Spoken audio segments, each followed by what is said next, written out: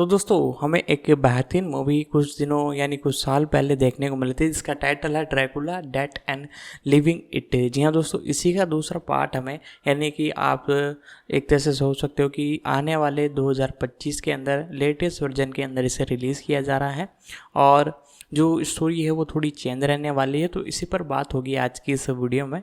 पूरी जानकारी मैं आपको बताऊंगा इस मूवी के बारे में, इसके पार्ट 2 के बारे में।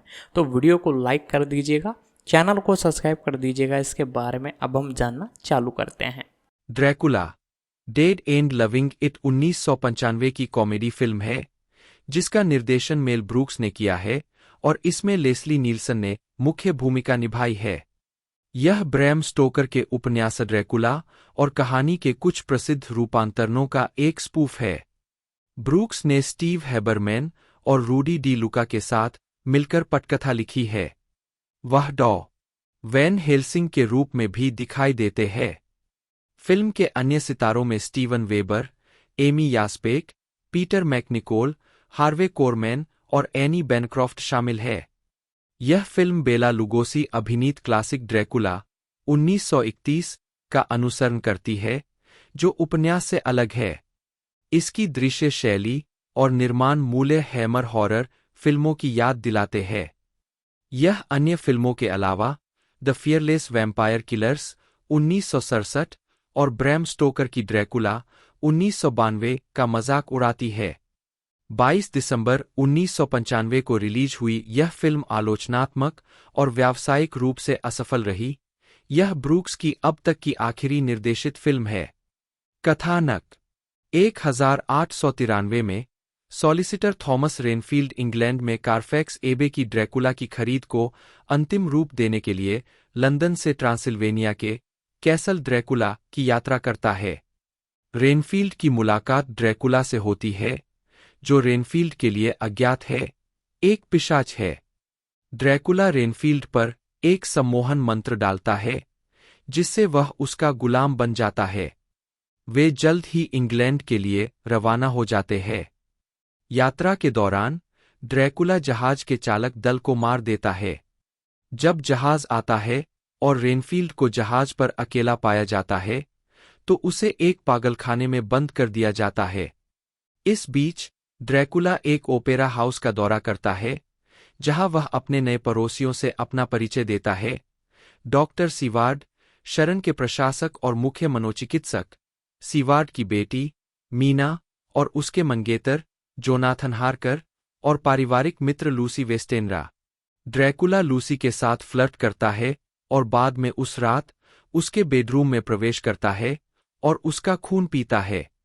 मीना ने पाया कि लूसी सुबह देर तक बिस्तर पर ही रही और उसका चेहरा अजीब तरह से पीला पड़ गया। सीवार्ड उसके गले पर अजीबोगरीब छेद के निशानों से हैरान होकर प्रोफेसर अब्राहम वैन हेल्सिंग को बुलाता है। वैन हेल्सिंग संदेहशील डॉ सीवार्ड को बताता है कि लूसी पर एक पिशाच ने हमला किया है। सीवार्ड और हार्कर पिशाच को भगाने के लिए लूसी के बेडरूम में लहसुन रखने की अनुमति देते हैं, हालांकि सीवार्ड संदेह में रहता है।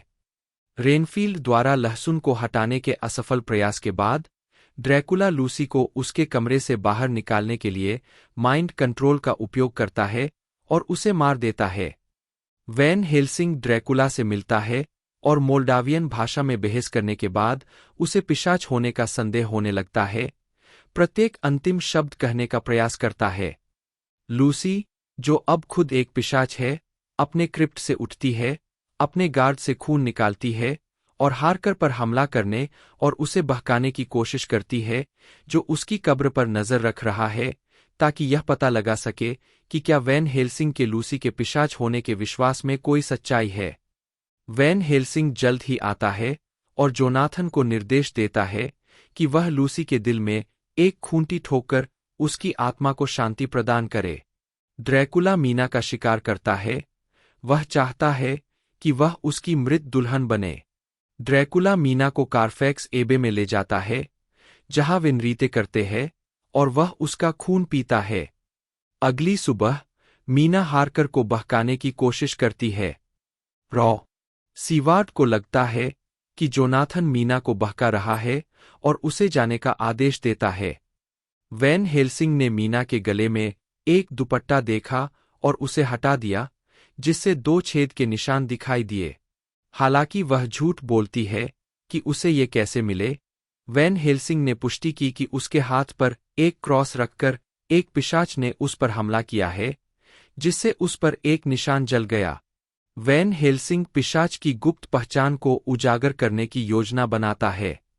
ड्रैकुला और रेनफील्ड दोनों को एक बॉल में आमंत्रित किया जाता है, जहां वैन हेल्सिंग ने एक दीवार पर एक बड़ा दर्पण रखा है, जिसे पर्दे से ढका गया है। जब ड्रैकुला और मीना एक नृत्य कार्यक्रम प्रस्तुत करते हैं, तो दर्पण पर लगा पर्दा गिर जाता है, जिससे पता चलता है कि ड्रैकुला का कोई प्रतिबिंब नहीं है। ड्रैकुला मीना को पकड़ लेता है और खिड़की से बाहर निकल जाता है। वैन हेल्सिंग का अनुमान है कि रेनफील्ड ड्रैकुला का गुलाम है, और इसलिए उसे पता चल सकता है कि कारफैक्स की तलाशी के बाद उसका ताबूत कहाँ गया है। ड्रैकुला मीना को अपनी दुल्हन बनाने के लिए खुद को एक सुनसान चर्च में बंद कर लेता है। उसके पीछा करने वाले दरवाजा तोड़ देते हैं और लड़ाई शुरू हो जाती है। वैन हेल्सिंग ने कमरे में घुसती धूप को देखा और पर्दे खोल दिए। जैसे ही उसका शरीर जलने लगा, ड्रैकुला भागने की कोशिश करता है, लेकिन अनजाने में रेनफील्ड उसे मार देता है। ड्रैकुला के मर जाने के बाद रेनफील्ड निराश हो जाता है, क्योंकि उसके पास सेवा करने के लिए कोई स्वामी नहीं है, और वह ड्रैकुला की राख को ताबूत में डाल देता है। सीवार्ड उससे कहता है, अब तुम आजाद हो, और रेनफील्ड राहत महसूस करता है। सीवार्ड रेनफील्ड को चर्च से बाहर आने के लिए कहता है, और वह उसका पीछा करता है और कहता है, हाँ स्वामी। वैन हेल्सिंग ड्रैकुला का ताबूत खोलता है और मोल्डावियन भाषा में चिल्लाता है, ताकि यह सुनिश्चित हो सके कि उसके और काउंट के बीच अंतिम शब्द वही है। अंतिम क्रेडिट रोल के बाद ड्रैकुला मोल्डावियन भाषा में जवाब देता है, जिससे उसे सही अंतिम शब्द मिल जाता है। रालना। Leslie Nielsen, Count Dracula. Mel Brooks, professor Van Helsing. Thomas Renfield के रूप में Peter MacNicol. Steven Weber, Jonathan Harker. Amy Yasbeck Mina Seward के रूप में। लिसेट एंथोनी, लूसी वेस्टेनरा के रूप में। Harvey Korman, Dr Seward. Anne Bancroft, madam Ouspenskaya, gypsy महिला। एजियो ग्रेगियो कोचमैन के रूप में। मेगन कैवनाग, एसी के रूप में। चक मैककेन, सरायपाल के रूप में। Mark Blankfield, Martin. Clive Revill, Sykes. Gregg Binkley, Woodbridge. Rudy De Luca guard के रूप में।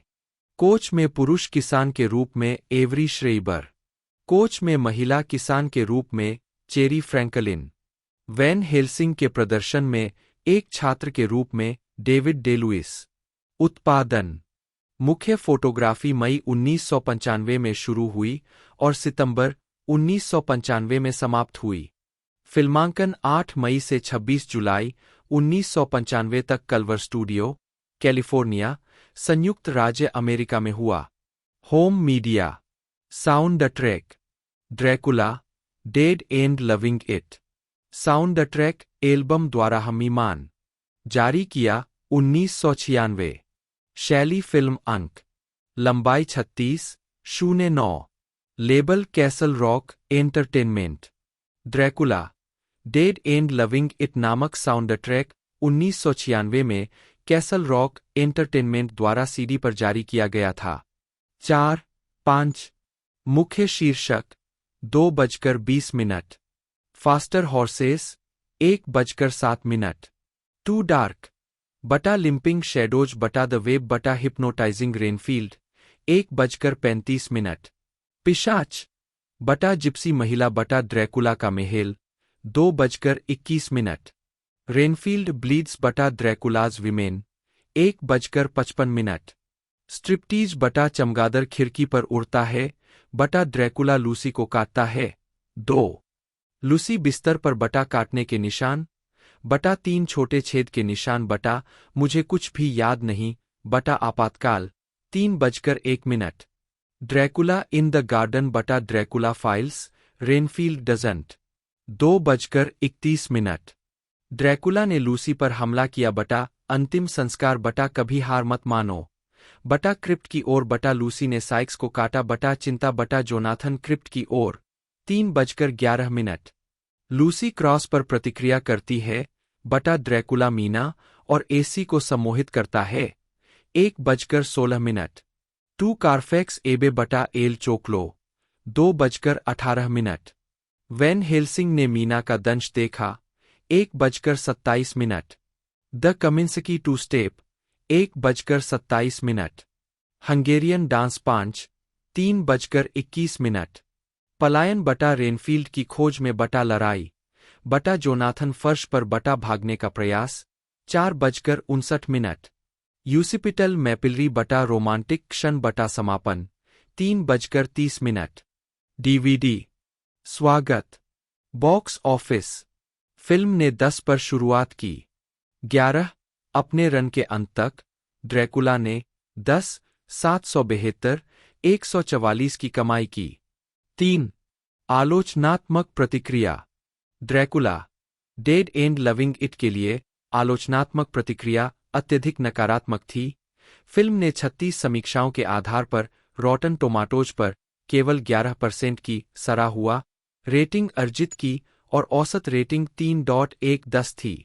साइट की आम सहमति कहती है मेल ब्रूक्स के तमाशे से दर्शकों को जो हास्यपूर्ण तीखापन की उम्मीद थी उसमें से किसी की कमी के कारण यह वैम्पायर पैरोडी बिल्कुल बेकार है। 12 सिनेमास्कोर द्वारा सर्वेक्षण किए गए दर्शकों ने फिल्म को A+ से F पैमाने पर C का औसत ग्रेड दिया। 13 रिव्यूज के जेम्स बेराडिनेली ने लिखा Dracula dead and loving it young Frankenstein द्वारा प्राप्त किए गए स्तर के करीब भी नहीं आता है। यह एक दंतहीन पैरोडी है जो हिट होने की तुलना में अधिक बार चूक जाती है। 80 के दशक की शुरुआत से उनके करियर ने जिस तरह से कॉमिक मोड़ लिया है उसे देखते हुए यह विश्वास करना कठिन है कि लेस्ली नील्सन कभी एक गंभीर अभिनेता थे। इन दिनों जिकर भाइयों की बदौलत वे एक निपुण व्यंग्य कलाकार बन गए हैं। उनकी टाइमिंग की समझ बेजोर है और इस खूबी ने उन्हें कई तरह के स्पूफ के लिए एक पसंदीदा वस्तु बना दिया है। यहां नील्सन शीर्षक भूमिका निभाते हैं लेकिन उनकी उपस्थिति इस मृत व्यंग्य को पुनर्जीवित नहीं कर सकती। जब तक आप मेल ब्रूक्स के कट्टर प्रशंसक नहीं हैं, तब तक Dracula dead and loving it को देखने का कोई आकर्षक कारण नहीं है। छिटपुट हास्य कुछ हंसी का वादा करता है लेकिन 90 मिनट धीरे धीरे बीतेंगे। 14 वैरायटी के जो लेडन ने लिखा लेस्ली नील्सन ने काउंट ड्रैकुला के रूप में आकर्षक भूमिका निभाई है जिसे यहां एक गंभीर लेकिन अक्सर घबराए हुए व्यक्ति के रूप में दर्शाया गया है जो अपने बारोक महल में चमगादड़ की बूंदों पर फिसलने के लिए प्रवण है। समस्या यह है कि डेड एंड लविंग इट ने भले ही लोगों को हंसने और हंसाने का अच्छा मौका दिया हो लेकिन यह कभी भी खुलकर नहीं बोलती और पेट पकड़कर हंसने के लिए जाती है। हाल ही में आई बेवकूफ़ी भरी और सबसे बेवकूफ़ी भरी कॉमेडी की तुलना में ब्रूक्स की तस्वीर सकारात्मक रूप से कमतर लगती है। वास्तव में यहां ऐसा कुछ भी नहीं है जो 1950 के दशक के टीवी वैरायटी शो के कॉमेडी स्केच में जगह से बाहर या बहुत बेस्वाद लगे। परिणामस्वरूप दुर्भाग्य से डेड एंड लविंग इट इतनी हल्की है कि यह खतरनाक रूप से नीरसता के करीब पहुंच जाती है। मैकनिकोल द्वारा रेनफील्ड के रूप में एकमात्र वास्तविक चिंगारी लगाई जाती है जो एक वकील है जो ड्रैकुला द्वारा काटे जाने के बाद मक्खियों और मकड़ियों के लिए स्वाद विकसित करता है। 15 मेल ब्रूक्स ने कहा कि उन्होंने आलोचक रोजर एबर्ट से मुलाकात की थी जब एबर्ट ने Dracula dead and loving it की नकारात्मक समीक्षा की थी और उन पर भड़कते हुए कहा था, सुनो, मैंने 21 फिल्में बनाई है। मैं बहुत प्रतिभाशाली हूं। मैं इतिहास में जिंदा रहूंगा। मेरे पास काम का एक शरीर है। आपके पास केवल एक शरीर है। 16 रोजर एबर्ट ने लिखा कि वह इस मुलाकात से दुखी थे लेकिन ईमानदारी से कहें तो फिल्म बस काम नहीं कर पाई। 17 ब्रूस जी हॉलनबेक ने अपनी पुस्तक कॉमेडी हॉरर फिल्म्स ए क्रोनोलॉजिकल हिस्ट्री 1914 से 2008 में फिल्म का बचाव करते हुए कहा कि यह पोलांस्की की द फियरलेस वैम्पायर किलर्स के साथ अब तक की सबसे महान वैम्पायर कॉमेडी में से एक है।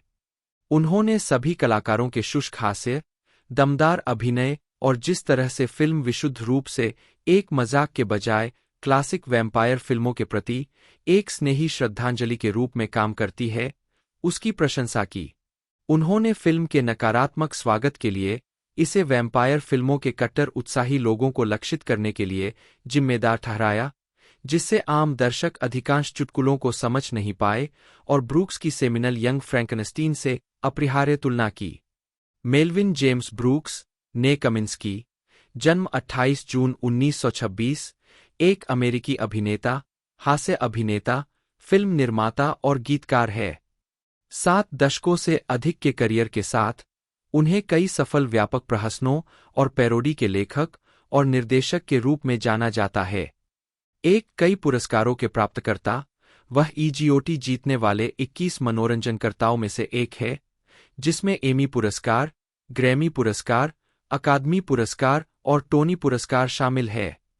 उन्हें 2009 में कैनेडी सेंटर सम्मान, 2010 में Hollywood walk of fame star, 2013 में एएफआई लाइफ अचीवमेंट पुरस्कार, 2015 में ब्रिटिश फिल्म इंस्टीट्यूट फेलोशिप, 2016 में राष्ट्रीय कला पदक, 2017 में बाफ्टा फेलोशिप।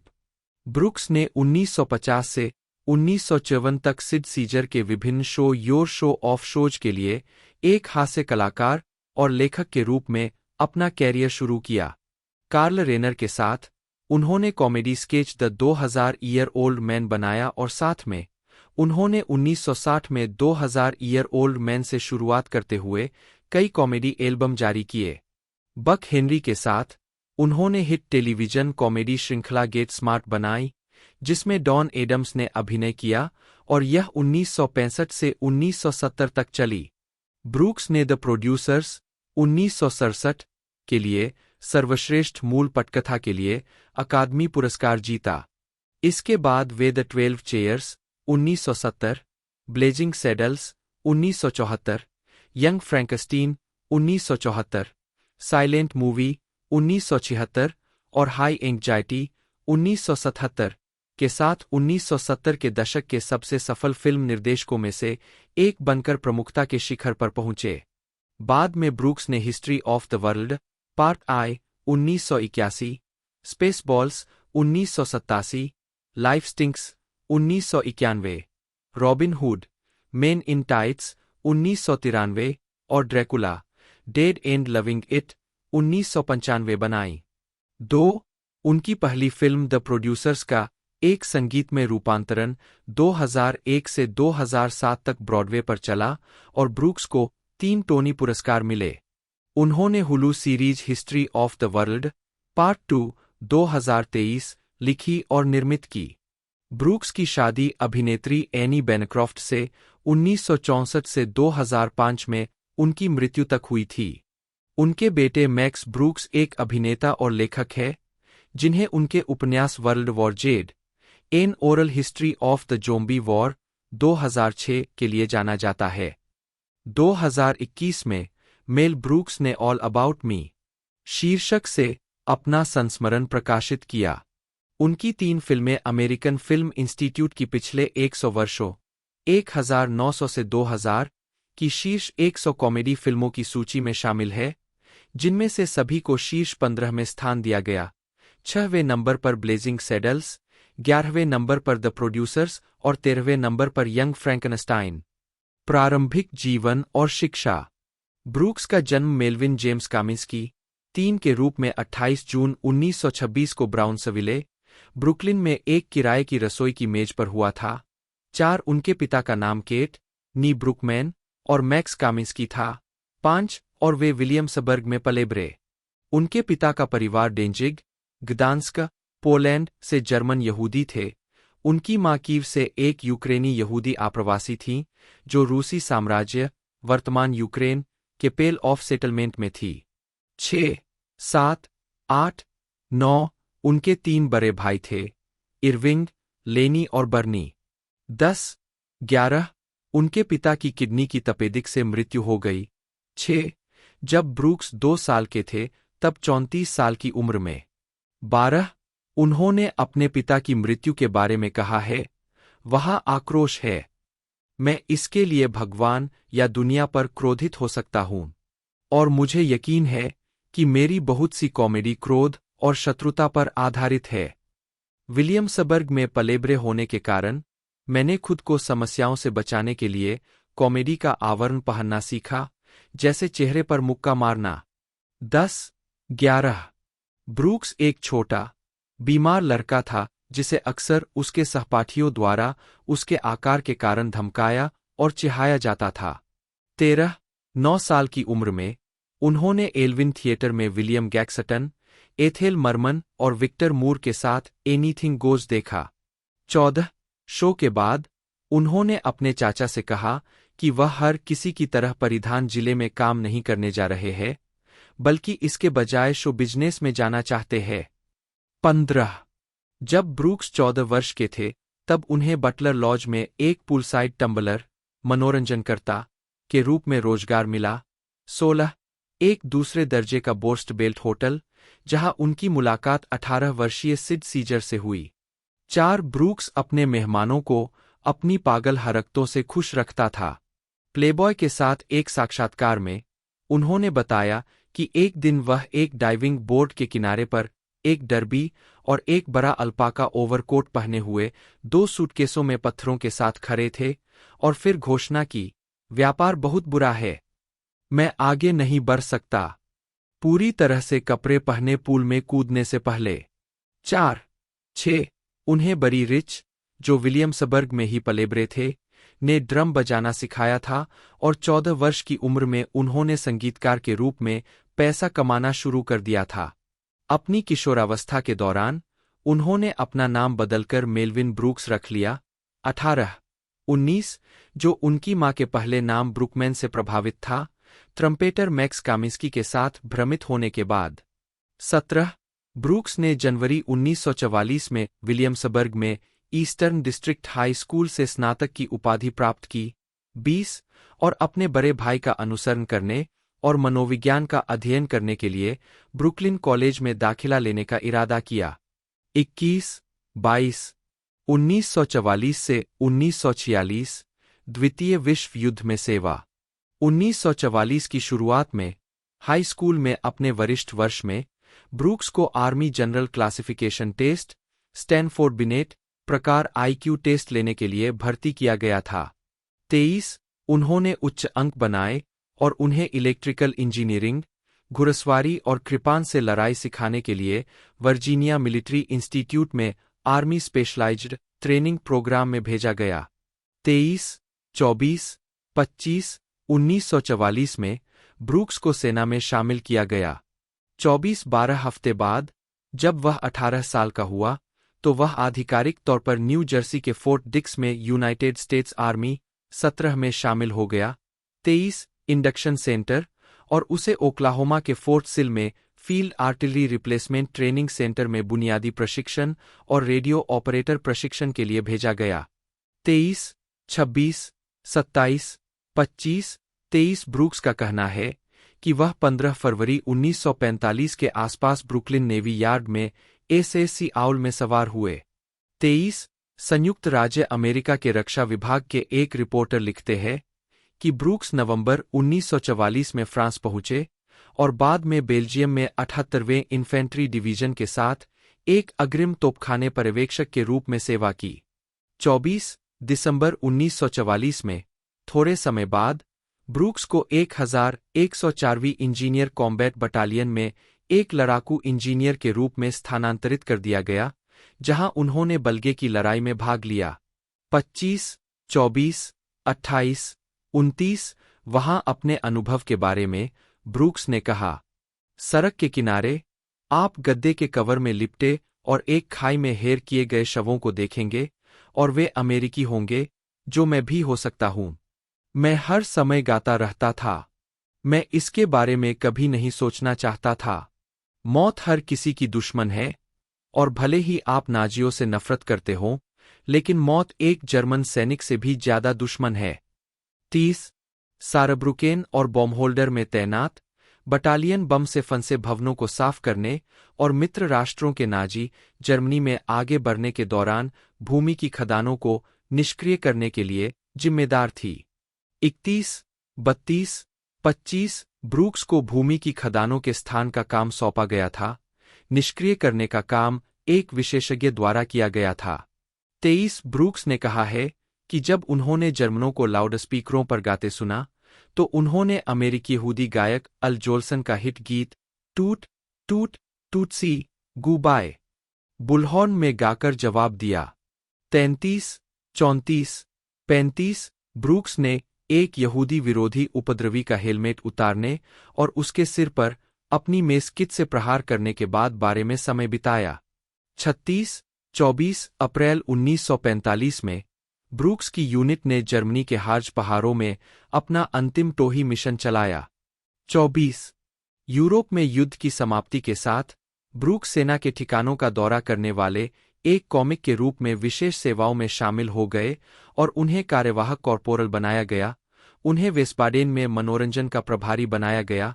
6, 25 और उन्होंने फोर्ट डिक्स में प्रदर्शन किया। 6 जून 1946 में ब्रूक्स को सेना से कॉर्पोरल के रूप में सम्मानपूर्वक छुट्टी दे दी गई। आजीविका 1949 से 1959 प्रारंभिक कार्य और सफलता। मुख्य लेख योर शो ऑफ शोज और सीजर ओवर। ब्रूक्स ने योर शो ऑफ शोज के लिए लिखा, जिसमें इमोजेन कोका और सिड सीजर मुख्य भूमिका में थे। युद्ध के बाद ब्रूक्स की मां ने उन्हें ब्रुकलिन नेवी यार्ड में क्लर्क की नौकरी दिलवाई थी, लेकिन ब्रूक्स एक टैक्सी में सवार हो गए और ड्राइवर को उन्हें कैट्सकिल्स ले जाने का आदेश दिया। 37 जहां उन्होंने कैट्सकिल पहाड़ों में विभिन्न बोर्स्ट बेल्ट रिसॉर्ट्स और नाइट क्लबों में ड्रमर और पियानोवादक के रूप में काम करना शुरू किया। जब एक क्लब में नियमित कॉमेडियन प्रदर्शन करने के लिए बहुत बीमार हो गया, तो ब्रूक्स ने एक स्टैंड अप कॉमिक के रूप में काम करना शुरू कर दिया, चुटकुले सुनाना और फिल्म स्टार की नकल करना। उन्होंने रेड बैंक, न्यू जर्सी में समर स्टॉक में अभिनय करना भी शुरू किया और कुछ रेडियो काम भी किया। 17 उन्होंने अंतः बोर्स्ट बेल्ट के सबसे प्रसिद्ध रिसॉर्ट्स में से एक ग्रॉसिंगर में टम्बलर की हास्यपूर्ण आक्रामक नौकरी तक अपना रास्ता बनाया। 1738 युद्ध के बाद के वर्षों में ब्रूक्स के हीरो कॉमेडियन सिड सीजर थे। न्यूयॉर्क में वापस आकर ब्रूक्स बैठकों के बीच सीजर को पकड़ने की कोशिश में इधर-उधर भागते 39 थे ताकि उन्हें मजाक के विचार बता सकें। आखिरकार सीजर ने ब्रूक्स को मजाक उड़ाने के लिए थोड़े पैसे दिए। 24 साल की उम्र में ब्रूक्स को पूर्णकालिक लेखक के रूप में मौका मिला। 40 ब्रूक्स को पर्दे के पीछे ज्यादा फायदेमंद काम मिला। वह टेलीविजन के लिए एक कॉमेडी लेखक बन गए। 1949 में उनके दोस्त सिड सीजर ने उन्हें ड्यूमोंट एनबीसी श्रृंखला द एडमिरल ब्रॉडवे रिव्यू के लिए चुटकुले लिखने के लिए काम पर रखा। 41 उन्हें ऑफत बुक $50 प्रति सप्ताह का भुगतान किया। 1950 में सीजर ने अभिनव विविधता वाली कॉमेडी श्रृंखला योर शो ऑफ शोज बनाई और कार्ल रेनर, नील साइमन, डैनी साइमन और मुख्य लेखक मेल टोल्किन के साथ ब्रूक्स को एक लेखक के रूप में काम पर रखा। 17 लेखन स्टाफ व्यापक रूप से प्रभावशाली साबित हुआ। 42 the Dick Van Dyke show के निर्माता के रूप में रेनर ने मोरे एम्स्टर्डम के चरित्र बडी सोरेल को ब्रूक्स पर आधारित किया। 43 44 नील साइमन का नाटक laughter on the 23rd floor 1993 भी शो के निर्माण पर आधारित है और इरा स्टोन का चरित्र ब्रूक्स पर आधारित है। 45 46 योर शो ऑफ शोज 1954 में समाप्त हो गया जब कलाकार इमोजेन कोका ने अपना खुद का शो होस्ट करने के लिए छोड़ दिया। 47 सीजर ने फिर ज्यादातर उसी कलाकारों और लेखकों ब्रूक्स सहित और वुडी एलेन और लैरी गेलबार्ट को जोड़ते हुए के साथ सीजर ओवर बनाया। यह 1954 से 1957 तक चला। 4849 ब्रूक्स ने द न्यूयॉर्क टाइम्स को बताया, जब मैं सिड सीजर के लिए योर शो ऑफ शोज में काम करने वाला एक नौसिखिया कॉमेडी लेखक था, तो हमारे मुख्य लेखक मेल टोल्किन थे। मैं वास्तव में उनका सम्मान करता था। वैसे मैं 5 फीट 7 इंच का था और वह 6 फीट लंबे थे। वह एक सच्चे बुद्धिजीवी थे, जो महान रूसी साहित्य की परंपराओं में पूरी तरह से डूबे हुए थे। एक दिन उन्होंने मुझे एक किताब दी।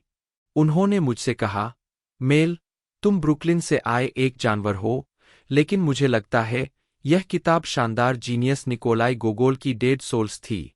यह एक रहस्योद्घाटन था।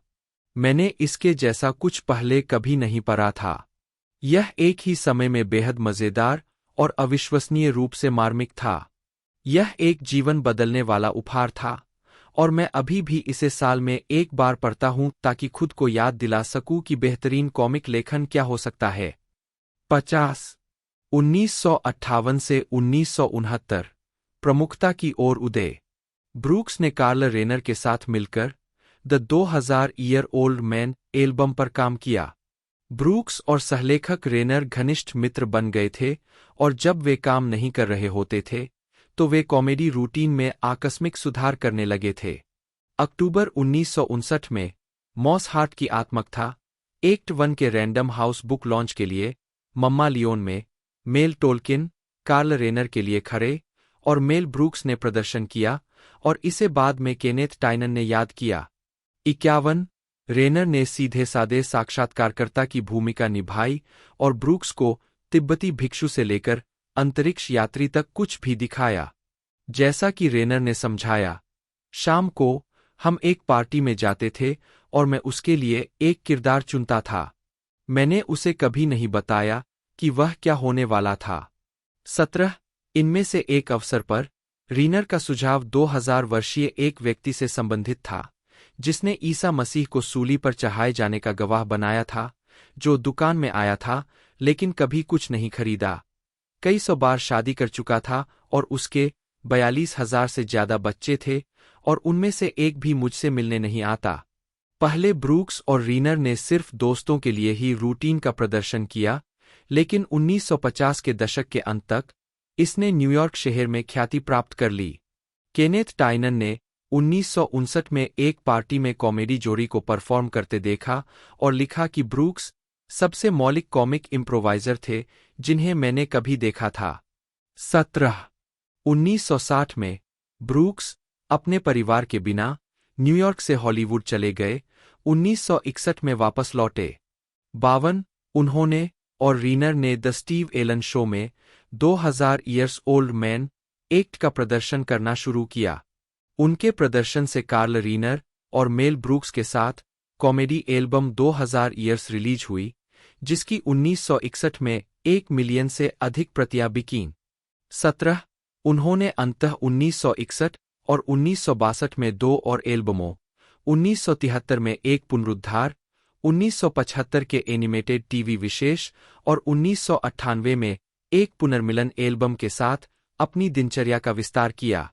एक समय पर, जब ब्रूक्स को वित्तीय और करियर संघर्ष करना पड़ा, 2000 ईयर्स ओल्ड मैन से रिकॉर्ड बिक्री उनकी आय का मुख्य स्रोत थी। डिक कैवेट द्वारा विज्ञापनों की एक श्रृंखला में साक्षात्कार में ब्रूमास्टर, जर्मन लहजे में 2000 वर्ष पुराने आदमी के यिडिश लहजे के विपरीत ने कहा कि वह मूल ट्रोजन घोड़े के अंदर था और ताजी हवा के छहपैक का उपयोग कर सकता था। 53 Brooks Broadway musical all American के निर्माण में शामिल थे, जिसका 1962 में ब्रॉडवे पर पदार्पण हुआ। उन्होंने ली एडम्स के बोल और चार्ल्स स्ट्रॉसे के संगीत के साथ नाटक लिखा। इसमें रे बोल्गर ने एक बड़े विश्वविद्यालय में दक्षिणी विज्ञान के प्रोफेसर की भूमिका निभाई, जो कॉलेज की फुटबॉल टीम पर इंजीनियरिंग के सिद्धांतों का उपयोग करता है और टीम खेल जीतना शुरू कर देती है। इसका निर्देशन जोशुआ लोगन ने किया था, जिन्होंने दूसरे एक्ट की पटकथा में बदलाव किया और कथानक में समलैंगिक सबटेक्स्ट जोड़ा। यह 80 प्रदर्शनों तक चला और इसे 2 टोनी पुरस्कार नामांकन प्राप्त हुए। एनिमेटेड लघु फिल्म द क्रिटिक 1963 कलात्मक गूढ़ सिनेमा का एक व्यंग्य ब्रूक्स द्वारा कल्पना की गई और अर्नेस्ट पिंटॉफ द्वारा निर्देशित किया गया था। कॉमेडी लेखक बक हेनरी के साथ ब्रूक्स ने गेट स्मार्ट नामक एक टीवी कॉमेडी शो बनाया, जो जेम्स बॉन्ड से प्रेरित एक अनाड़ी जासूस के बारे में था। ब्रूक्स ने कहा, मैं उन सभी अच्छी समझदार स्थिति कॉमेडी को देखकर थक गया था। वे जीवन की ऐसी विकृतियां थीं। मैं एक पागल, अवास्तविक कॉमिक स्ट्रिप जैसी चीज करना चाहता था जो परिवार के अलावा किसी और चीज के बारे में हो। इससे पहले किसी ने भी बेवकूफ के बारे में शो नहीं बनाया था। मैंने पहला बनने का फैसला किया। चवन, डॉन एडम्स द्वारा मैक्सवेल स्मार्ट, एजेंट 86 के रूप में अभिनीत, यह श्रृंखला 1965 से 1970 तक चली। हालांकि पहले सीजन के बाद ब्रूक्स की इसमें बहुत कम भागीदारी थी। इसके अधिकांश निर्माण के लिए इसे उच्च दर्जा दिया गया और इसने 7 एमी पुरस्कार जीते। 55, जिसमें 1968 और 1969 में उत्कृष्ट कॉमेडी सीरीज शामिल है। ऑल अमेरिकन के लिए एक प्रेस कॉन्फ्रेंस के दौरान एक रिपोर्टर ने पूछा, आप आगे क्या करने जा रहे हैं? और ब्रूक्स ने जवाब दिया, स्प्रिंग टाइम फॉर हिटलर, शायद स्प्रिंग टाइम फॉर हेनरी पर टिप्पणी करते हुए। 56, कई सालों तक ब्रूक्स एडोल्फ हिटलर की एक संगीतमय कॉमेडी के बारे में एक विचित्र और अपरंपरागत विचार के साथ खिलवाड़ करते रहे। 57, उन्होंने एक स्क्रिप्ट लिखने से पहले एक उपन्यास और एक नाटक के रूप में इस विचार का पता लगाया। 17, उन्होंने अंततः इसे निधि देने के लिए 2 निर्माता ढूंढे, जोसेफी लेविन और सिडनी ग्लेजियर, और अपनी पहली फीचर फिल्म द प्रोड्यूसर्स 1968 बनाई। 58, द प्रोड्यूसर्स अपने व्यंग्य में इतना बेशर्म था कि प्रमुख स्टूडियो इसे छूना नहीं चाहते थे, नहीं कई प्रदर्शक। ब्रूक्स को आखिरकार एक स्वतंत्र वितरक मिला जिसने इसे एक कला फिल्म, एक विशेष आकर्षण के रूप में जारी किया। 41वें अकादमी पुरस्कारों में ब्रूक्स ने साथी लेखकों स्टेनली कुब्रिक और जॉन कैसवेट्स पर फिल्म के लिए सर्वश्रेष्ठ मूल पटकथा के लिए अकादमी पुरस्कार जीता। 59, द प्रोड्यूसर्स एक जबरदस्त भूमिगत हिट बन गया, पहले राष्ट्रव्यापी कॉलेज सर्किट में, फिर पुनरुद्धार में और होम वीडियो पर। 1968 में व्यापक रिलीज हासिल करने से पहले 22 नवंबर 1967 को पिट्सबर्ग, पेंसिल्वेनिया में सीमित दर्शकों के लिए इसका प्रीमियर हुआ। पीटर सेलर्स ने व्यक्तिगत रूप से फिल्म का समर्थन किया। 2000 में रोजर एबर्ट ने द प्रोड्यूसर्स को अपनी बेहतरीन फिल्मों की सूची में शामिल किया और फिल्म के रिलीज होने के कुछ समय बाद ब्रूक्स और एनी बेनक्रॉफ्ट के साथ लिफ्ट में होने को याद किया। एक महिला लिफ्ट में चढ़ी, उसे पहचान लिया और कहा, मुझे आपको बताना है, मिस्टर ब्रूक्स, कि आपकी फिल्म अश्लील है। ब्रूक्स ने दयालुता से मुस्कुराया। लेडी, उन्होंने कहा, यह अश्लीलता से नीचे उठ गई है। 61, 1970 से 1979, करियर स्टारडम।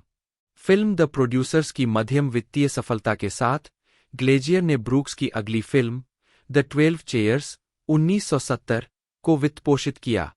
इलफ और पेट्रोव के 1928 के इसी नाम के रूसी उपन्यास पर आधारित, जो क्रांतिकारी रूस में लालची भौतिकवाद के बारे में है। इसमें रॉन मूडी, फ्रैंक लैंगेला और डोम डेलुइस ने 3 पुरुषों की भूमिका निभाई है, जो 12 प्राचीन कुर्सियों के सेट में छिपे हीरे में एक भाग्य की खोज कर रहे हैं। ब्रूक्स एक शराबी पूर्वसेरफ के रूप में एक कैमियो उपस्थिति बनाते हैं, जो बीते दिनों की नियमित पिटाई के लिए तरसता है। फिल्म को यूगोस्लाविया में $1.5 मिलियन के बजट के साथ शूट किया गया था। इसे खराब समीक्षा मिली और यह आर्थिक रूप से सफल नहीं रही। 17, ब्रूक्स ने जीन वाइल्डर के साथ कई फिल्मों में काम किया, जिनमें यंग फ्रैंकनस्टाइन और ब्लेजिंग सैडल्स, दोनों 1974, शामिल है। इसके बाद ब्रूक्स ने ओलिवर गोल्डस्मिथ की शी स्टूप्स टू कॉन्कर का एक रूपांतरण लिखा, लेकिन वह इस विचार को किसी भी स्टूडियो को नहीं बेच पाए और उनका मानना था कि उनका करियर खत्म हो गया है। 1972 में उनकी मुलाकात एजेंट डेविड बेगेलमैन से हुई, जिन्होंने उन्हें टेक सेक्स नामक एक अप्रकाशित स्क्रिप्ट के लिए स्क्रिप्ट डॉक्टर के रूप में ब्रूक्स, साथ ही Richard Pryor, Andrew Bergman, Norman Steinberg और एलन उगर को काम पर रखने के लिए वार्नर ब्रदर्स के साथ एक सौदा करने में मदद की। आखिरकार ब्रूक्स को ब्लेजिंग सैडल्स 1974 के लिए निर्देशक के रूप में काम पर रखा गया, जो उनकी तीसरी फिल्म थी। 17 ब्लेजिंग सैडल्स में Cleavon Little, Gene Wilder, Harvey Korman, Slim Pickens, Madeline Kahn, Alex Karras और खुद ब्रूक्स ने अभिनय किया। पश्चिमी फिल्म शैली पर व्यंग्य करते हुए यह Destry Rides Again 1939, the Treasure of the Sierra Madre 1948, High Noon 1952 और Once Upon a Time in the West 1968 जैसी पुरानी फिल्मों का संदर्भ देता है। अंत में एक अवास्तविक अनुक्रम में यह बुस्बी बर्कले के असाधारण संगीत का संदर्भ देता है। 1981 में ब्रूक्स ने मजाक में कहा कि एकमात्र विधा जिसका उन्होंने मजाक नहीं उड़ाया वह थी ऐतिहासिक महाकाव्य और बाइबिल के तमाशे। 17 history of the world part I, dawn of man से लेकर फ्रेंच क्रांति तक मानव संस्कृति पर एक व्यंग्यपूर्ण नज़र थी। ब्रूक्स द्वारा लिखित, निर्मित और निर्देशित, ओरसन वेल्स द्वारा कथन के साथ यह एक और मामूली वित्तीय हिट थी जिसने $31 मिलियन कमाए। इसे मिश्रित आलोचनात्मक समीक्षाएं मिलीं। आलोचक पॉलिन केल, जो वर्षों से ब्रूक्स की आलोचना कर रहे थे, ने कहा, या तो आप खराब स्वाद के बारे में सोचते हुए फंस जाते हैं या आप खुद को हास्य में अश्लीलता पर हंसने देते हैं, जैसा कि आप बुनुएल के विकृत गंदे चुटकुलों पर करते हैं। 17 ब्रूक्स ने अर्नस्ट लुबित्स की 1942 की फिल्म टू बी और नॉट टू बी के रीमेक का निर्माण और अभिनय किया, लेकिन इसे लिखा या निर्देशित नहीं किया। उनके 1983 के संस्करण का निर्देशन एलन जॉनसन ने किया था और इसमें Brooks, Anne Bancroft, Charles Durning, Tim Matheson, Jose Ferrer और क्रिस्टोफर लॉयड ने अभिनय किया था। इसने अपने साउंड ट्रैक पर एक विवादास्पद गीत टू बी और not to be, the Hitler rap, को शामिल करके अंतर्राष्ट्रीय प्रचार प्राप्त किया। 1940 के दशक में जर्मन समाज पर व्यंग्य करते हुए, जिसमें ब्रूक्स ने हिटलर की भूमिका निभाई थी। 1980 के दशक में ब्रूक्स द्वारा निर्देशित दूसरी फिल्म स्पेसबॉल्स 1987 थी, जो मुख्य रूप से स्टार वार्स नामक विज्ञान कथा पर आधारित थी। इसमें Bill Pullman, John Candy, Rick Moranis, Daphne Zuniga, Dick Van Patten, Joan Rivers, Dom DeLuise और ब्रूक्स ने अभिनय किया था।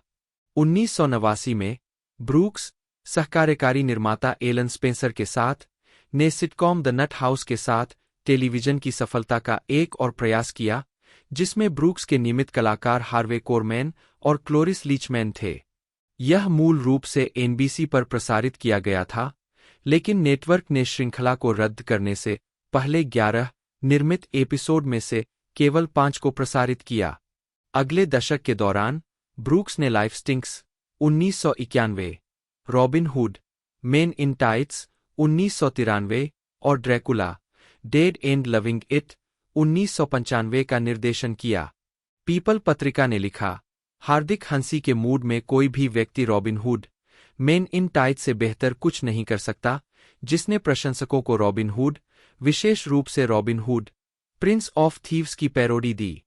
67 ब्रूक्स की अन्य फिल्मों की तरह robin Hood, Men in tights Brooks की रॉबिन हुड के जीवन को दर्शाने वाली दूसरी फिल्म थी। जैसा कि ऊपर बताया गया है, पहली बार उन्होंने 1975 में TV show when things were rotten में काम किया था। लाइफ स्टिंक्स वित्तीय और आलोचनात्मक दृष्टि से असफल रही, लेकिन यह ब्रूक्स द्वारा निर्देशित एकमात्र ऐसी फिल्म है जो न तो पैरोडी है और न ही अन्य फिल्मों या थिएटर के बारे में है। द 12 चेयर्स मूल उपन्यास की पैरोडी थी। 2001 वर्तमान थिएटर रॉयल, ड्ररी लेन में निर्माता, ब्रॉडवे पर निर्माता। ब्रूक्स ने 2001 में ब्रॉडवे पर अपनी फिल्म द प्रोड्यूसर्स का संगीत में रूपांतरण बनाया। नाथन लेन और मैथ्यू ब्रोड्रिक अभिनीत इस प्रोडक्शन को आलोचकों की प्रशंसा मिली और यह बॉक्स ऑफिस पर एक महत्वपूर्ण सफलता थी। न्यूयॉर्क टाइम्स के थिएटर समीक्षक बेन ब्रेंटली ने प्रोडक्शन की प्रशंसा करते हुए लिखा, मिस्टर ब्रूक्स ने जो अतिशयोक्तिपूर्ण कैंप हो सकता था, उसे एक बहुत ही गर्मजोशी भरे क्षेत्र में ले गए हैं। जिसमें स्नेह हमेशा विडंबना से अधिक होता है। 68 प्रोडक्शन ने 12 जीत के साथ टोनी अवार्ड का रिकॉर्ड तोड़ दिया। यह रिकॉर्ड पहले होलो डॉली के पास 37 साल तक था, जिसमें 10 जीत शामिल थीं, जिसमें बेस्ट म्यूजिकल के लिए टोनी अवार्ड भी शामिल था। इसने 2005 में ब्रॉडवे रूपांतरण रीमेक के बड़े स्क्रीन संस्करण का नेतृत्व किया, जिसमें लेन ब्रोडरिक, गैरी बीच और रोजर बार्ट ने अपनी मंच भूमिकाओं को फिर से निभाया और नए कलाकार सदस्य उमा थुरमन और विल फेरेल थे। अप्रैल 2006 की शुरुआत में ब्रूक्स ने यंग फ्रैंकनस्टाइन के ब्रॉडवे संगीत रूपांतरण के लिए संगीत रचना शुरू की, जिसके बारे में उनका कहना है कि यह शायद उनकी अब तक की सबसे अच्छी फिल्म है। इसका विश्व प्रीमियर 7 अगस्त 2007 और 1 सितंबर 2007 के बीच सिएटल के पैरामाउंट थिएटर में हुआ था, जिसके बाद इसे 11 अक्टूबर 2007 को न्यूयॉर्क के पूर्व लिरिक थिएटर, तब हिल्टन थिएटर में ब्रॉडवे पर दिखाया गया। इसे आलोचकों से मिली-जुली समीक्षा मिली। 2000 के दशक में ब्रूक्स ने स्पेसबॉल्स के एक एनिमेटेड सीरीज सीक्वल पर काम किया, जिसका नाम स्पेसबॉल्स द एनिमेटेड सीरीज था, जिसका प्रीमियर 21 सितंबर 2008 को जी4 टीवी पर हुआ। ब्रूक्स ने एनिमेशन के लिए मुखर भूमिकाएं भी प्रदान की है। उन्होंने एनिमेटेड फिल्म रोबोट्स 2005 में मास्टर आविष्कारक बिगवेल्ड को आवाज दी और बाद में animated film mister Peabody and Sherman 2014 में उन्होंने अल्बर्ट आइंस्टीन के रूप में एक कैमियो भूमिका निभाई। वह होटल ट्रांसिल्वेनिया 2 2015 69 और होटल ट्रांसिल्वेनिया 3 समर वेकेशन 2018 में ड्रैकुला के पिता व्लाद की आवाज देने के लिए लौटे। ब्रूक्स ने यंग फ्रैंकस्टीन के अंतिम नंबर में ब्लेजिंग सैडल्स के संगीत में रूपांतरण की अवधारणा के बारे में मजाक किया, जिसमें पूरी कंपनी गाती है। अगले साल ब्लेजिंग सैडल्स 2010 में ब्रूक्स ने इसकी पुष्टि करते हुए कहा कि संगीत 1 साल के भीतर समाप्त हो सकता है। 2021 में 95 वर्ष की आयु में ब्रूक्स ने ऑल अबाउट मी शीर्षक से एक संस्मरण प्रकाशित किया। 18 अक्टूबर 2021 को यह घोषणा की गई कि Brooks history of the world भाग 2 हुलू पर उनकी 1981 की फिल्म के लिए एक अनुवर्ती टीवी श्रृंखला लिखेंगे और उसका निर्माण करेंगे। बेहतर श्रृंखला में कथावाचक की भूमिका के लिए उन्हें उत्कृष्ट चरित्र वॉयस ओवर प्रदर्शन के लिए प्राइम टाइम एमी पुरस्कार के लिए नामांकन मिला। रुचिया ब्रूक्स एक उत्साही पाठक है। द न्यू यॉर्कर के लिए एक प्रोफाइल में केनेथ टाइनन ने ब्रूक्स को गुप्त पारखी, अच्छे लेखन का उपासक और रूसी क्लासिक्स का विशेषज्ञ बताया है, जो गोगोल, तुर्गनेव, दोस्तोवस्की और टॉल्स्टॉय के प्रति विशेष श्रद्धा रखते हैं। 97 द प्रोड्यूसर्स में बियालीस्टॉक ने ब्लूम को प्रिंस मिश्किन के रूप में संदर्भित किया है, जो दोस्तोवस्की के द इडियट का एक पात्र है, और लियो ब्लूम नाम जॉयस के यूलिसिस के नायक लियोपोल्ड ब्लूम का संदर्भ है। 98 धार्मिक मान्यताएं। धर्म के बारे में ब्रूक्स ने कहा, मैं धर्मनिरपेक्ष हूं। मैं मूल रूप से यहूदी हूं, लेकिन मुझे लगता है कि मैं यहूदी धर्म के कारण यहूदी नहीं हूं। मुझे लगता है कि यह लोगों के साथ संबंध और मेरे पास जो गर्व है, उसके कारण है। जनजाति इतने सारे दुर्भाग्य से बच रही है और इतनी बहादुर है और दुनिया को इतना ज्ञान दे रही है और साहस दिखा रही है। 99 ब्रूक्स ने लगातार अपनी यहूदी पहचान पर गर्व व्यक्त किया है। 2021 में ब्रूक्स ने एनपीआर के टेरी ग्रॉस से कहा, मुझे यहूदी होना पसंद है, मुझे यहूदी हास्य पसंद है। 100 यहूदी सिनेमा के बारे में ब्रूक्स ने कहा, वे कुछ भी और कहीं भी हो सकते हैं। अगर कोई आदिवासी चीज है, जैसे कृपया भगवान हमारी रक्षा करे भावना, हम नहीं जानते कि यह कहां और कैसे सामने आएगी। अवतार एक यहूदी फिल्म थी। ये लोग भाग रहे हैं, पीछा कर रहे हैं और उनका पीछा किया जा रहा है। 101 राजनीति। ब्रूक्स ने 2020 के राष्ट्रपति चुनाव में किसी राजनीतिक उम्मीदवार का पहला सार्वजनिक समर्थन करते हुए जो बिडेन का समर्थन किया। 102, 103 उन्होंने 2024 के राष्ट्रपति चुनाव में कमला हैरिस का समर्थन किया। 104 discography comedy album 2000 years with Carl Reiner और Mel Brooks World Pacific Records 1960। 105 2001 years with Carl Reiner और Mel Brooks Capitol Records 1961। Carl Reiner और मेल ब्रूक्स कान फिल्म महोत्सव में कैपिटल रिकॉर्ड्स 1962। 2013 कार्ल रेनर और Mel Brooks के साथ Warner brothers records 1973। 106 Karl Reiner और Mel Brooks की अधूरी कृतियां Warner brothers records 1973। The complete 2000 year old man rhino records 1994 से अंश 107 वर्ष 2000 में 2000 वर्षीय व्यक्ति Rhino records 1997। Sound the tracks the producers RCA Victor 1968। High anxiety मूल साउंड ट्रैक एसाइलम रिकॉर्ड्स 1978। विश्व का इतिहास भाग I वार्नर ब्रदर्स रिकॉर्ड्स 1981। होना या न होना आइलैंड रिकॉर्ड्स 1984। निर्माता मूल Broadway recording Soni classical 2001।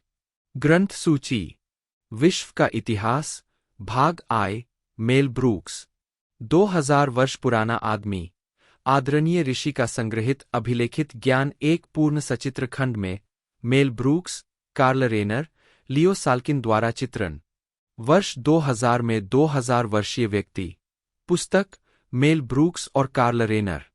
High Anxiety Mel Brooks Ron Clark Rudy DeLuca Barry Levinson Robert H Pilpel द्वारा उपन्यासीकरण। द प्रोड्यूसर्स ब्रॉडवे इतिहास की सबसे बड़ी हिट के पीछे की किताब गीत और कहानी मेल ब्रूक्स और Tom मेहान।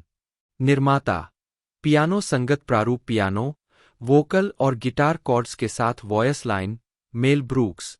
The Producers song book piano vocal highlights Mel Brooks. Paul on Mazursky Sam Wasson Mel Brooks द्वारा प्राकथन के साथ। Young Frankenstein the story of the making of the film Mel Brooks Rebecca Keegan Judd Apatow द्वारा लिखित प्राकथन के साथ। मेरे बारे में सब कुछ शो बिजनेस में मेरा उल्लेखनीय जीवन मेल ब्रूक्स।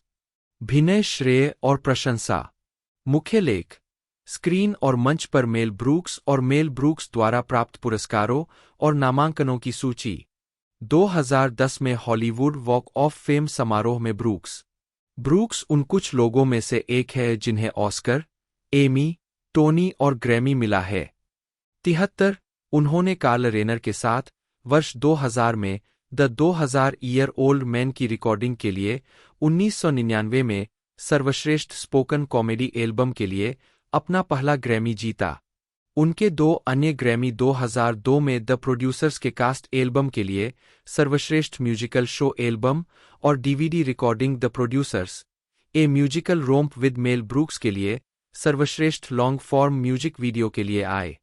उन्होंने सिड सीजर स्पेशल के लिए विविधता में उत्कृष्ट लेखन उपलब्धि के लिए 1967 में 4 एमी पुरस्कारों में से पहला जीता और मैड अबाउट यू 74 उन्होंने 2001 में संगीत में द प्रोड्यूसर्स पर अपने काम के लिए 3 टोनी पुरस्कार जीते, सर्वश्रेष्ठ संगीत में, सर्वश्रेष्ठ मूल संगीत स्कोर और संगीत की सर्वश्रेष्ठ पुस्तक के लिए।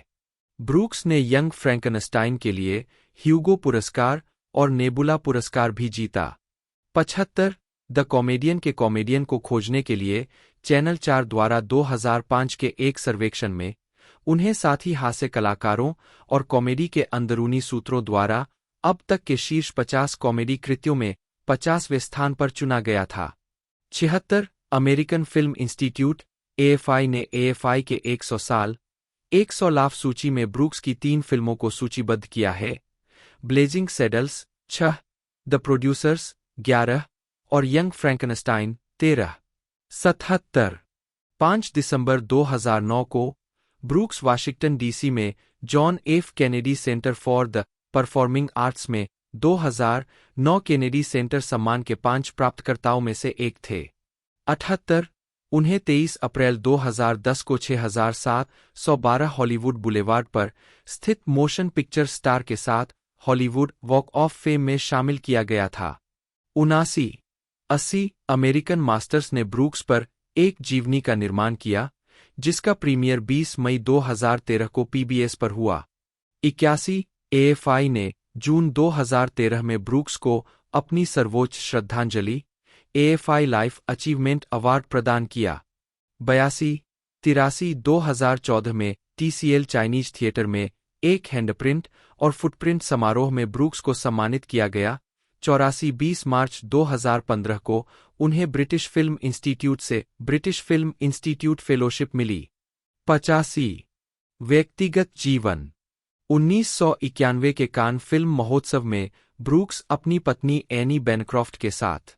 2010 में बेटे मैक्स के साथ ब्रूक्स। शादियां ब्रूक्स की मुलाकात फ्लोरेंस बॉम से हुई। 86 जो ब्रॉडवे पर जेंटलमैन प्रेफर ब्लोंड्स की एक डांसर थीं। 87-88 वे 1953 से 1962 में अपने तलाक तक विवाहित थे।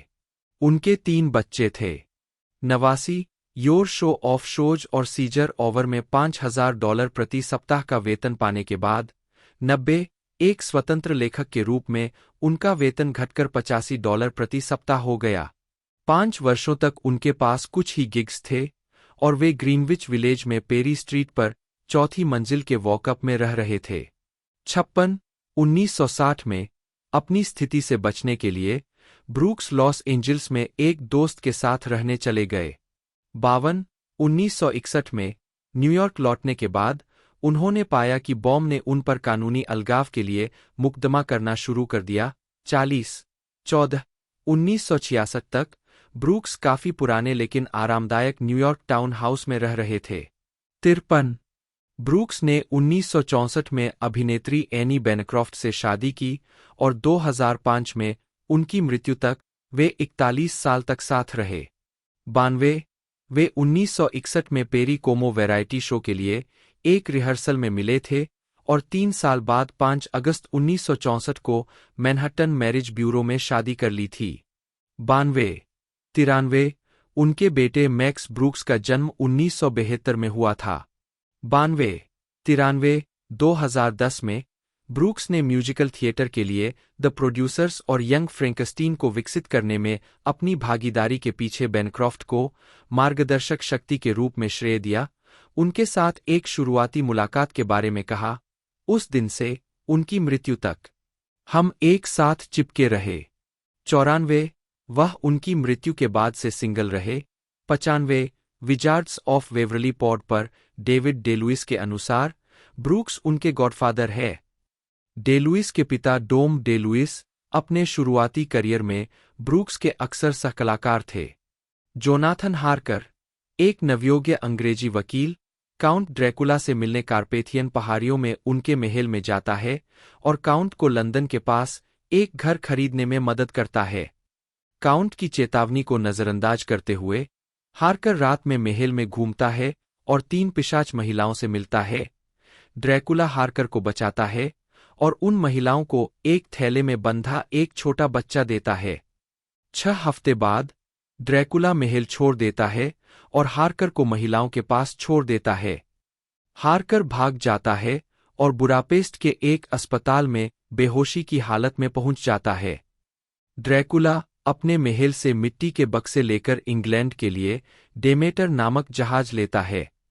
कप्तान के लॉग में चालक दल के लापता होने का वर्णन है, जब तक कि वह अकेला नहीं रह जाता। लूसी वेस्टेनरा द्वारा अपनी सबसे अच्छी दोस्त हार्कर की मंगेतर मीना मरे को लिखे पत्र में डॉ जॉन सीवार्ड, क्विंसी मॉरिस और आर्थर होल्मवुड की ओर से मिले विवाह प्रस्तावों का वर्णन किया गया है। लूसी होल्मवुड के प्रस्ताव को स्वीकार कर लेती है, लेकिन सभी दोस्त बने रहते हैं। मीना लूसी के साथ व्हिटबी में छुट्टियां मनाने जाती है। लूसी नींद में चलने लगती है। ड्रैकुला का जहाज व्हिटबी में उतरने के बाद वह लूसी का पीछा करना शुरू कर देता है। मीना को अपने लापता मंगेतर की बीमारी के बारे में एक पत्र मिलता है और वह उसकी देखभाल के लिए बुडापेस्ट जाती है। लूसी बहुत बीमार हो जाती है। सीवार्ड के पुराने शिक्षक प्रोफेसर अब्राहम वान हेल्सिंग उसकी स्थिति की प्रकृति का निर्धारण करते हैं, लेकिन वह इसका खुलासा करने से इनकार कर देते हैं। इसके बजाय इसका निदान तीव्र रक्तहानि के रूप में करते हैं। जब सीवार्ड और वैन हेल्सिंग अनुपस्थित होते हैं, लूसी और उसकी मां एक भेड़िए से भयभीत हो जाती है और श्रीमती वेस्टनरा दिल का दौरा पड़ने से मर जाती है। उसके कुछ समय बाद लूसी की मृत्यु हो जाती है। उसके दफन के बाद समाचार पत्रों में रात में बच्चों का पीछा करने वाली एक ब्लूफर लेडी, सुंदर महिला, की रिपोर्ट छपती है और वैन हेल्सिंग अनुमान लगाता है कि यह लूसी ही है। सीवार्ड, मॉरिस, आर्थर और वैन हेल्सिंग उसकी कब्र पर जाते हैं और देखते हैं कि वह एक पिशाच है। वे उसका दिल काटते हैं, उसका सिर काटते हैं और उसके मुंह में लहसुन भर देते हैं। जोनाथन हार्कर और उसकी नई दुल्हन मीना वापस लौटते हैं और ड्रैकुला के खिलाफ अभियान में शामिल हो जाते हैं। हर कोई सीवार्ड के शरण में रहता है, क्योंकि पुरुष ड्रैकुला का शिकार करना शुरू करते हैं। वैन हेल्सिंग ने अंततः खुलासा किया कि पिशाच केवल अपनी मातृभूमि से पृथ्वी पर आराम कर सकते हैं। ड्रैकुला, सीवार्ड के मरीज, रेनफील्ड, एक पागल आदमी के साथ संवाद करता है जो उनके जीवन शक्ति को अवशोषित करने के लिए कीड़े खाता है। ड्रैकुला को अपने खिलाफ समूह की साजिश के बारे में पता चलने के बाद वह शरण में प्रवेश करने के लिए रेनफील्ड का उपयोग करता है। वह गुप्त रूप से मीना पर 3 बार हमला करता है, हर बार उसका खून पीता है और मीना को अंतिम यात्रा पर अपना खून पीने के लिए मजबूर करता है। उसे श्राप देता है कि उसकी मृत्यु के बाद वह पिशाच बन जाएगी जब तक कि ड्रैकुला को नहीं मारा जाता। पुरुषों को पता चलता है कि ड्रैकुला ने लंदन में विभिन्न संपत्तियों के आसपास मिट्टी के अपने बक्से वितरित किए हैं। सम्मोहन का प्रयोग करते हुए वैन हेल्सिंग ड्रैकुला की गतिविधियों पर नजर रखने के लिए मीना के मंद मानसिक संबंध का फायदा उठाता है और मीना के मार्गदर्शन में वे उसका पीछा करते हैं। ड्रैकुला आयरिश लेखक ब्रैम स्टोकर द्वारा 1897 में लिखा गया गॉथिक हॉरर उपन्यास है। कथापत्रों, डायरी प्रविष्टियों और समाचार पत्रों के लेखों के माध्यम से जुड़ी हुई है। इसका कोई एक नायक नहीं है और इसकी शुरुआत सॉलिसिटर जोनाथन हार्कर के साथ होती है, जो एक ट्रांसिल्वेनियाई रईस, काउंट ड्रैकुला के महल में रहने के लिए एक व्यापारिक यात्रा पर जाता है। ड्रैकुला के पिशाच होने का पता चलने के बाद हार्कर भाग जाता है और काउंट इंग्लैंड चला जाता है और समुद्र तटीय शहर व्हिटबी में तबाही मचाता है।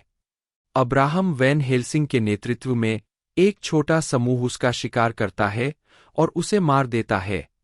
उपन्यास का अधिकांश भाग 1890 के दशक में लिखा गया था और स्टोकर ने 100 से ज्यादा पन्नों के नोट्स बनाए, जो लोककथाओं और इतिहास से काफी हद तक लिए गए थे। विद्वानों ने ड्रैकुला के लिए प्रेरणा के रूप में कई लोगों का सुझाव दिया है, जिसमें वेलाचियन राजकुमार व्लाद द इम्पेलर और काउंटेस एलिजाबेथ बाथोरी शामिल है, लेकिन हाल ही में किए गए शोध से कुछ और ही पता चलता है। उन्हें शायद छुट्टियों के दौरान व्हिटबी की सार्वजनिक लाइब्रेरी में ड्रैकुला नाम मिला था। उन्होंने इसे इसलिए चुना क्योंकि उन्हें लगा कि रोमानियाई में इसका मतलब शैतान होता है। मई 1897 में उपन्यास के प्रकाशन के बाद कुछ समीक्षकों ने इसके भयानक माहौल की प्रशंसा की, जबकि अन्य ने सोचा कि स्टोकर ने बहुत अधिक डरावनी सामग्री शामिल की है। कई लोगों ने विल्की कोलिंस की द वुमन इन व्हाइट 1859 के साथ संरचनात्मक समानता और गॉथिक उपन्यासकार एन रेडक्लिफ के काम से समानता देखी। 20वीं सदी में ड्रैकुला को गॉथिक कथा साहित्य की एक मौलिक कृति माना जाने लगा। विद्वान विक्टोरियन युग के ऐतिहासिक संदर्भ में उपन्यास का अन्वेषण करते हैं और नियमित रूप से नस्ल, धर्म, लिंग और कामुकता के चित्रण पर चर्चा करते हैं। ड्रैकुला अंग्रेजी साहित्य की सबसे प्रसिद्ध कृतियों में से एक है। काउंट ड्रैकुला के चरित्र ने पिशाचों की लोकप्रिय अवधारणा को गहराई से आकार दिया और भविष्य के चित्रण को प्रभावित किया। लगभग सभी प्रकार के मीडिया में 700 से अधिक प्रस्तुतियों के साथ Guinness book of world records ने ड्रैकुला को सबसे अधिक चित्रित साहित्यिक चरित्र का नाम दिया। उपन्यास को कई बार रूपांतरित किया गया है, कभी कभी हर हफ्ते नए रूपांतरों का निर्माण किया जाता है। रोमानिया के गलात्स में शिकारी अलग हो गए। वैन हेल्सिंग और मीना ड्रैकुला के महल में जाते हैं, जहां प्रोफेसर पिशाच महिलाओं को नष्ट कर देता है। हार्कर और होल्मवुड नदी पर ड्रैकुला की नाव का पीछा करते हैं, जबकि मॉरिस और सीवार्ड जमीन पर उनका पीछा करते हैं। रोमानी पुरुषों द्वारा ड्रैकुला के बक्से को एक गाड़ी पर लादा जाता है। शिकारी रोमानी पर हमला करते हैं और उसे भगा देते हैं। हार्कर ड्रैकुला का सिर काट देता है, जबकि क्विंसी उसके दिल में छुरा घोंप देता है। ड्रैकुला धूल में मिल जाता है। मीना को उसके पिशाच अभिशाप से मुक्त करता है। रोमानी के खिलाफ लड़ाई में क्विंसी गंभीर रूप से घायल हो जाता है। वह मर जाता है, यह जानकर शांति से कि मीना बच गई है।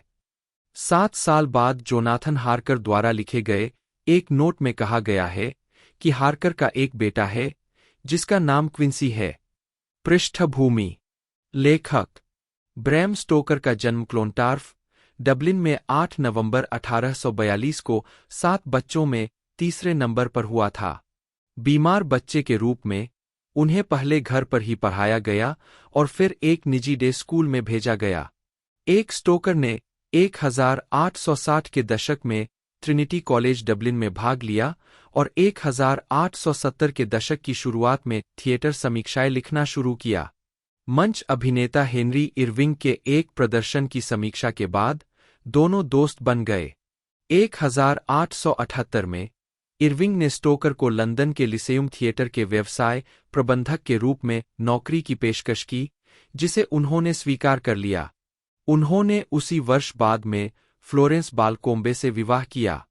2 जीवनी लेखिका लिसा हॉपकिंस ने नोट किया कि इस भूमिका के लिए स्टोकर को मिलनसार होना आवश्यक था। उन्होंने रोमांस और सनसनीखेज उपन्यास लिखकर अपनी थिएटर आय को पूरक बनाया। 4-5 लेकिन अपने जीवनकाल के दौरान वे साहित्य की तुलना में नाटकीय दुनिया के साथ अधिक निकटता से जुड़े थे। 1912 में अपनी मृत्यु के समय तक स्टोकर ने 18 पुस्तकें प्रकाशित की थीं। 8 ड्रैकुला स्टोकर की 7वीं प्रकाशित पुस्तक थी, द शोल्डर ऑफ शास्ता 1895 के बाद और मिस बेटी 1898 से पहले। 9 स्टोकर के भतीजे डैनियल फार्सन ने लिखा है कि स्टोकर की मृत्यु सिफिलिस से हुई हो सकती है, लेकिन विद्वानों द्वारा यह व्यापक रूप से विवादित है। उपन्यासकार और नाटककार हॉल केन, स्टोकर के एक करीबी दोस्त, डी ने द डेली टेलीग्राफ में स्टोकर की मृत्युलेख में लिखा। 15 प्रेरणा: मंच पर हेनरी इरविंग का चित्र, जिसमें वे अपना दाहिना हाथ सीधा करके खड़े हैं। माना जाता है कि हेनरी इरविंग ने ड्रैकुला को प्रेरित किया था। लोककथाओं के पिशाच स्टोकर के ड्रैकुला से सैकड़ों साल पहले के हैं। 16 स्टोकर ने लोककथाओं के पिशाचों की कुछ विशेषताओं को अपने लिए अपनाया, जैसे कि लहसुन के प्रति उनका घृणा और उन्हें मारने के साधन के रूप में खूंटे से मारना। 17 उन्होंने अन्य विशेषताओं का आविष्कार किया। उदाहरण के लिए, स्टोकर के पिशाचों को किसी के घर में आमंत्रित किया जाना चाहिए, अपनी मातृभूमि से धरती पर सोना चाहिए और दर्पण में कोई प्रतिबिंब नहीं होना चाहिए। 18 उपन्यास में सूरज की रोशनी ड्रैकुला के लिए घातक नहीं है। यह अनधिकृत ड्रैकुला फिल्म नोस्फेरातु 1922 का एक आविष्कार था, लेकिन यह उसे कमजोर करता है। 19-20 स्टोकर के कुछ आविष्कारों ने पहली बार असंबंधित विद्या को पिशाचों पर लागू किया। उदाहरण के लिए, 20 कुछ आयरिश विद्वानों ने उपन्यास के लिए प्रेरणा के रूप में आयरिश लोककथाओं का सुझाव दिया है। 21 उदाहरण के लिए भूतपूर्व अबार्थच 21 और 11वीं शताब्दी के आयरलैंड के उच्च राजा ब्रायन बोरू। 22 ड्रैकुला विद्वान एलिजाबेथ मिलर ने नोट किया कि बचपन में स्टोकर अलौकिक कहानियों और आयरिश मौखिक इतिहास से अवगत था, जिसमें समय से पहले दफनाने और शवों को दाव पर लगाने की बातें शामिल थीं। 24 काउंट ड्रैकुला के साहित्यिक पूर्वज है। जॉन विलियम पोलिडोरी की द वैम्पायर 1819 में एक कुलीन पिशाच शामिल है जिसमें प्रलोभन की शक्तियां है। 25 शेरिडन ले फेनू की कार्मिला 1872 की समलैंगिक पिशाच एक बिल्ली में बदल सकती है जैसे ड्रैकुला एक कुत्ते में बदल सकता है। 26 ड्रैकुला दिखने में पहले के गॉथिक खलनायकों से मिलता जुलता है। 27 मिलर ने उसकी तुलना एन रेडक्लिफ की द इटैलियन 1796 और मैथ्यू ग्रेगरी लुइस की द मॉन्क 1796 के खलनायकों से की है।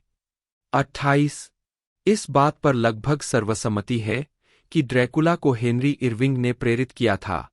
विद्वान काउंट की लंबी और दुबली काया और तीखी नाक पर ध्यान देते हैं। 29 ड्रैकुला विद्वान विलियम ह्यूजेस ने विशेष रूप से द मर्चेंट ऑफ वेनिस के लिसेयम थिएटर प्रोडक्शन में इरविंग के प्रदर्शन के प्रभाव का हवाला दिया है। 30 स्टोकर के समकालीनों ने समानता पर टिप्पणी की। 31 स्टोकर ने इरविंग के प्रदर्शन की प्रशंसा करते हुए कहा था कि एक मृत व्यक्ति की अद्भुत छाप जो काल्पनिक रूप से जीवित है, जिसकी आंखें संगमरमर के चेहरे से चमकती लाल राख की तरह है। 32 लुइस एस वॉरेन लिखते हैं कि ड्रैकुला की स्थापना उसके नियोक्ता द्वारा उसके अंदर प्रेरित भय और शत्रुता पर की गई थी। 33 एफ मिलर ने इसका विरोध किया, स्टोकर के उनके प्रति रवैये को प्रशंसा के रूप में वर्णित किया। 35 ऐतिहासिक शख्सियतों को काउंट ड्रैकुला की प्रेरणा के रूप में सुझाया गया है, लेकिन इस पर कोई आम सहमति नहीं है। 1972 की एक किताब में रेमंड टी मैकनेली और राडू फ्लोरेस्कू ने इस विचार को लोकप्रिय बनाया कि अर्मिन वैम्बरी ने स्टोकर को व्लाद ड्रैकुला के बारे में जानकारी दी, जिसे आमतौर पर व्लाद द इम्पेलर के रूप में जाना जाता है। 36 जी हालांकि उनकी जांच में वैम्बरी के प्रकाशित पत्रों में व्लाद ड्रैकुला या पिशाचों के बारे में कुछ नहीं मिला। 38 नहीं स्टोकर के नोट्स में उनकी मुलाकात के बारे में। 37 मिलर ने व्लाद 3 के लिंक को कमजोर कहा। यह दर्शाता है कि स्टोकर ने अपने शोध से बड़ी मात्रा में महत्वहीन विवरण को शामिल किया था और बयानबाजी में पूछा कि वह व्लाद 3 की कुख्यात क्रूरता को क्यों छोड़ देगा। 39 एच मैकनेली ने अतिरिक्त रूप से 1983 में सुझाव दिया कि एलिजाबेथ बाथोरी के अपराधों ने स्टोकर को प्रेरित किया। 42 आई स्टोकर द्वारा शोध के लिए इस्तेमाल की गई पुस्तक द बुक ऑफ वेयरवुल्व्स में बाथोरी के बारे में कुछ जानकारी है, लेकिन स्टोकर ने कभी भी उसके लिए समर्पित छोटे खंड से नोट्स नहीं लिए। 45 मिलर और उनके सहलेखक रॉबर्ट 18 बिसांग इस बात पर सहमत है कि ऐसा कोई सबूत नहीं है कि बाथोरी ने स्टोकर को प्रेरित किया। तो दोस्तों पिछला जो पार्ट था वो 25 दिसंबर 1995 को रिलीज़ किया गया था और 10 अप्रैल 1986 को इसे फ्रांस में रिलीज़ कर दिया गया था। 90 मिनट टोटल रनिंग लेंथ थी और $30 मिलियन इसका बजट था, जिसके अंदर कलेक्शन इसने लगभग 10.7 मिलियन का किया था। इस वजह से ये उस दौर के अंदर डिसास्टर रही थी। बाकी अब इसे नए अंदाज में बनाकर रिलीज़ किया जा रहा है, पार्ट 2 आप उसे एक तरह से बोल सकते हो। बाकी मैंने पूरी जानकारी इसकी बता दी है। वीडियो अच्छी लगी हो तो लाइक करना ना भूलिएगा। मिलते हैं अगले वीडियो में।